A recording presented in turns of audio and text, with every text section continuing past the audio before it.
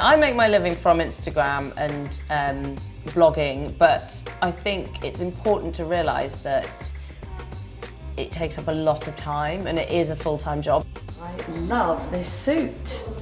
It's so cool. Such a good colour.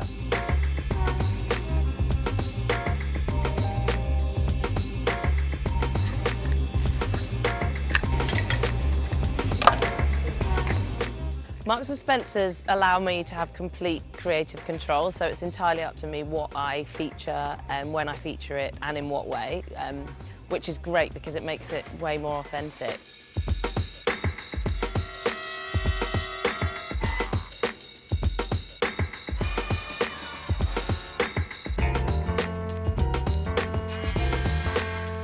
The reason brands are using influencers is simply the reach that they have.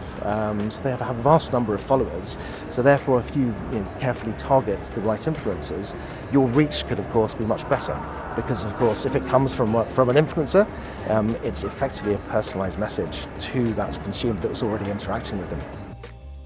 I love the fact that I get to work with a really interesting brands, like do really good, have a job that I can work around my family life. I love it, I love this job so much.